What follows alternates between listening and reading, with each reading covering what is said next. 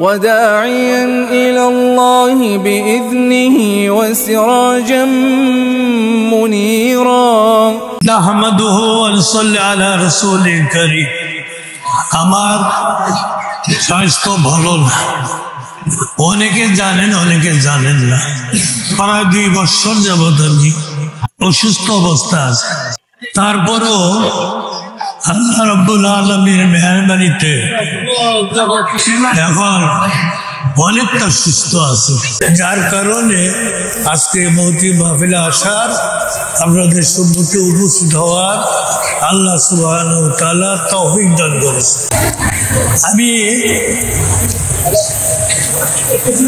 আপনাদের সম্মুখে কিছু সংক্ষিপ্ত আকার 10-15 মিনিট বলবো কষ্ট হয় আমি এই পবিত্র কালাম সম্পর্কে এই পবিত্র কালামের মেহনত সম্পর্কে কিছু আলোচনা করব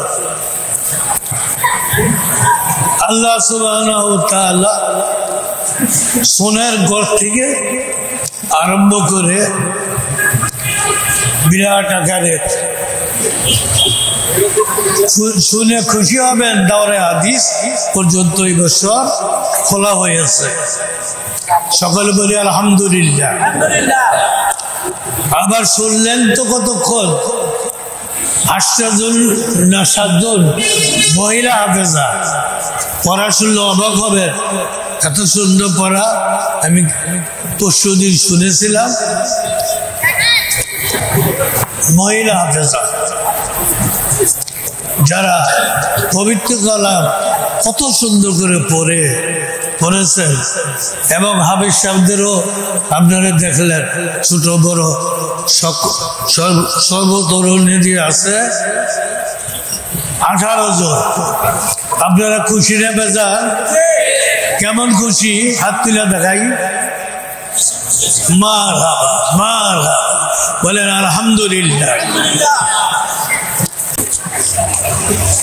কোরআনে পাক সম্পর্কে আল্লাহ সুবহানাহু ওয়া তাআলা বহু জায়গায় বহু স্থানে বহু সূরার মধ্যে সুন্দর সুন্দর আয়াত প্রদান করেছেন যেমন একটা আয়াত সূরা হাশরের 21 নম্বর আয়াত হাফেজ সাহেব তো আজকে অনেক হাফেজ সাহেব ছাত্র আসছে যারা বিভিন্ন মসজিদ মাদ্রাসায় এখন চাকরি করেন আমি আপনাদের সম্মুখে একটি আয়াতই তেলাওয়াত করব যা সূরা হাশরের 21 নম্বর আয়াত বিসমিল্লাহির রাহমানির রাহিম লাউ আনজালনা হাযাল কুরআন আলা জাবালিন লারাআইতাহু খাশিয়ান মুতাসাদ্দিআন মিন খাশিয়াতিল্লাহ ওয়াতিলকাল আমসালু নাদরিবুহা লিন্নাসি লাআল্লাহুম ইয়াতাফাক্কারুন অর্থাৎ যদি আমি এই পবিত্র কালাম পাহাড়ের উপর অবতীর্ণ করতাম তবে নবীজি আপনি দেখতেন যে পাহাড় বিনীত হয়ে আল্লাহ তাআলার ভয়ে বিদীর্ণ হয়ে গেছে আমি এইসব দৃষ্টান্ত মানুষের জন্য বর্ণনা করি যাতে তারা চিন্তা ভাবনা করে কথাটা বুঝতে পারছেন কিনা জানি না সংক্ষিপ্ত আকারে অর্থটা বললাম এই পবিত্র কালাম আমাদের উপর আমাদের প্রিয় নবী মুহাম্মদুর রাসূলুল্লাহ সাল্লাল্লাহু আলাইহি সাল্লামের উপর অবতীর্ণ হয়েছে সম্মানিত ভাইয়েরা যারা দাঁড়ায় আছেন নওজোয়ান ভাইরা আসো জায়গা আছে আসো আসো তোমরাই তো বর্তমান যুগের ধর্মবিরোধ হবে, এই মসজিদ মাদ্রাসাকে তোমরাই রক্ষণাবেক্ষণ করবে। এবার আমি এই যে 18 জন হাফেজ সাহেব, এই সম্মানিত ভাইরা শুনে, 18 জন হাফেজ সাহেব আর 8 জন মহিলা, এই যে হাফেজা হইল, আপনারা তো খুশি হইয়া হাত তুলেছেন।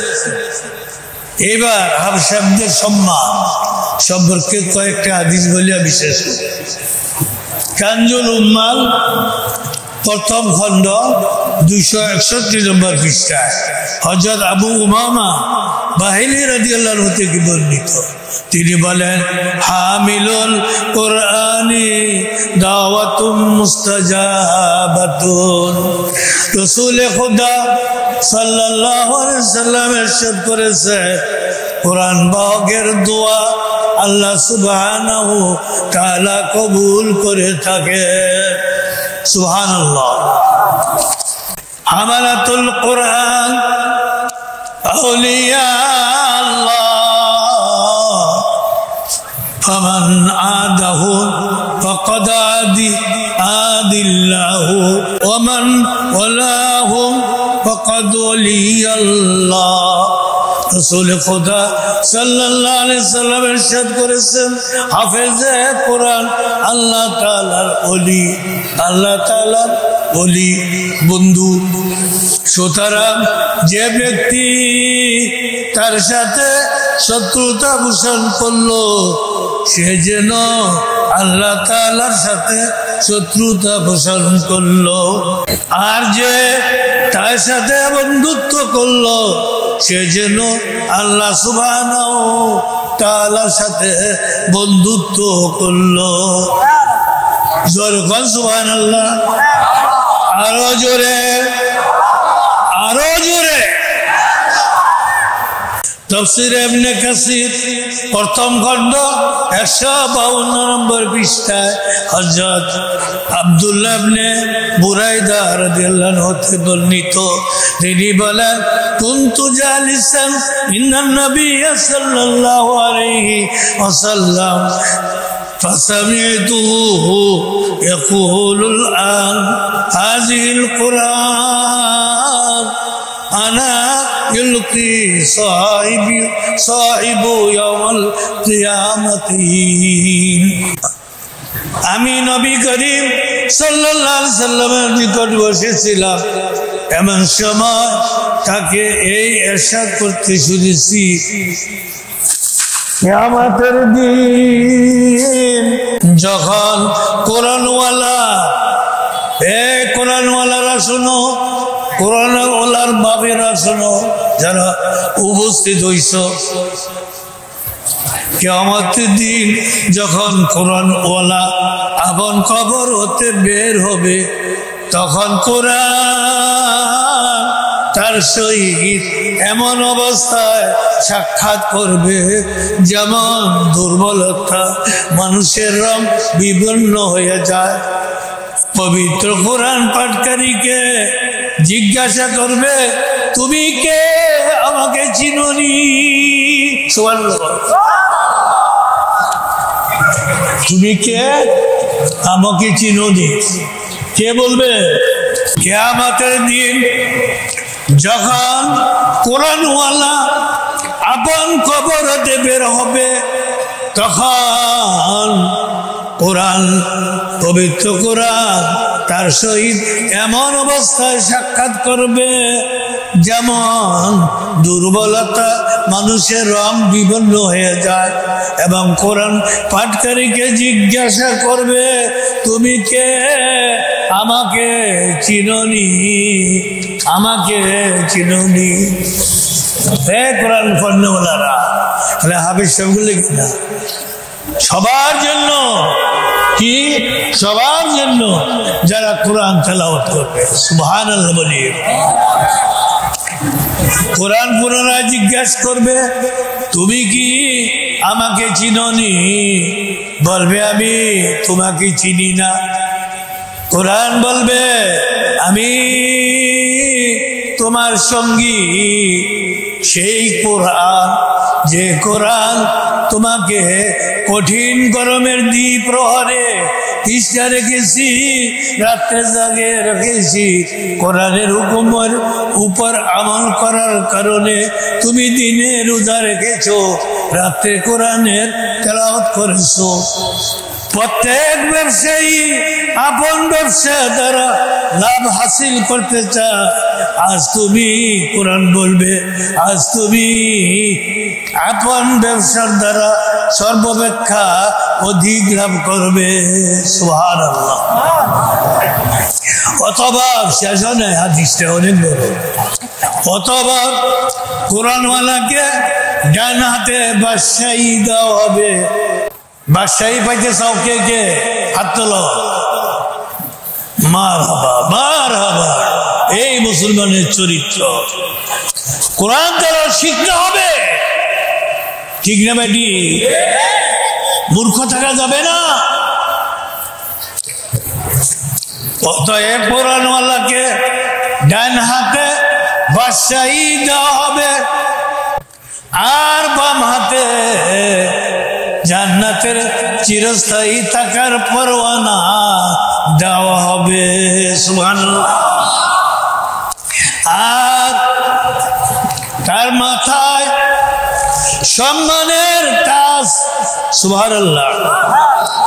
আর তার মাথায় সম্মানের তাজ রাখা হবে। তার পিতা মাতাকে এমন 2 জোড়া পোশাক পরিধান করা হবে, দুনিয়াবি যার মূল্য ধার্য করতে পারবে না। সুবহানাল্লাহ। পিতা মাতা বলবেন, আমাদের এই জোড়া পোশাক কি কারণে পরিধান করানো হইয়াছে? তাদেরকে বলা হবে, তোমাদের সন্তানের পবিত্র কোরআন হাফেজ করার কারণে এই মুকুট পরানো হয়েছে, এই 2 জোড়া পোশাক পরিধান করা হয়েছে। সুবহানাল্লাহ আলহামদুলিল্লাহ লা ইলাহা ইল্লাল্লাহ সুবহানাল্লাহ ইলাহা ইল্লাল্লাহ হাসবি রাব্বি জাল্লাল্লাহ মাফি নূর মুহাম্মদ সাল্লাল্লাহ। জোরে সোরে নূর সাল্লাল্লাহ। এই হাবিজ সাহেবরা বাপেরা, তোমরা যে জান্নাতে যাইবা, আবার যে টুপি পরবা, নূরের টিপি পরবা, তোমাকে আমলও ভালো করতে, ঠিক রে বেটি? আমল ভালো করতে হবে। খবরদার, খবরদার। আর তাকে জন্য দোয়া করতে তো আল্লাহ হক্কানি আলেম বানায় দেন, কি হক্কানি হাফেজ বানায় দেন, হক্কানি মুত্তাকিন পরেজগার আমলদারি হাফেজ বানায় দেন। তাহলে আপনার দোয়া কবুল হবে। আবার কিয়ামতের দিন এই মুকুট তোমরা করবা, আবার 2 জোড়ে বলে পোশাকও দিব, যে পোশাকের মূল্য দুনিয়া ব্যাপী কেউ নির্ধারণ করতে পারবে না। এমন 2টা পোশাক পরবে। আল্লাহ পাক কবুল করুন। আসলে তো মুক্তসর মা বাপের লোক দোয়া করি। আল্লাহুম্মা বাবু হাফেজ কোরআনদের যারা হাফেজ শেষ করেছে তাদেরকে হক্কানি হাফেজ বানাই দেয়। আল্লাহ তাওরা হাদিস এই বছর থেকে খোলা হয়েছে, আল্লাহ আপনি তা কবুল করে নেন। আল্লাহ দ্বারাই মসজিদ মাদ্রাসা মোহাম্মত রাখে, কিছু অনুদান দিয়া থাকে, না দিয়া থাকো, মোহাম্মত রাখলে আপনি তাদের মনের আশা পূর্ণ করে। আল্লাহ আমাদের মা বাপের কবরকে জান্নাতের টুকরা বানিয়ে দেয়। আল্লাহ আমাদের পিতা মাতার কবরকে বেহেশতের টুকরা বানিয়ে দেয়। মাবুদ আপনি দয়া করে পবিত্র মাহফিলের উসিলা পবিত্র হাফেজদের দস্তবন্দির উসিলায় মাবুদ অনেক উলামায়ে কেরাম যারা এই মাদ্রাসার সবক ছাত্র তারা এখন বিভিন্ন মসজিদ মাদ্রাসায় খেদমত করতেছে। মাবুদ অনেকে দাওরা শেষ করে মুফতি হয়েছে, বক্তা হয়েছে, ইমাম হয়েছে, খতিব হয়েছে। মাবুদ এই মাদ্রাসার যত ছাত্র সাবের মতবান যারা আছে তাদেরকে হক্কানি আলেম বলে দিনের খেদমত যাতে করতে পারে সে তৌফিক দান করে। আমার জীবনের আমাদের সকলের জীবনের গুনাহ মাফ করে দেয় মাবুদ। এই মাদ্রাসার খাতিরে মাবুদ আমাদের জীবনের গুনাহ মাফ করে দেয়। যখন আমাদের মৃত্যুর হুকুম হইয়া যাবে তখন যেন কলমা পড়া অবস্থায়, নামাজ পড়া অবস্থায়, কোরআনের খেদমত করা অবস্থায়, কোরআনে পাক তেলাওয়াত করা অবস্থায়, নবীজি প্রতি দুরূদ শরীফ পড়া অবস্থায় যেন আমাদের মৃত্যু হয় সে তৌফিক দান করিয়ে। আলহামদুলিল্লাহি রাব্বিল আলামিন। আসসালামু আলাইকুম ওয়া রাহমাতুল্লাহ।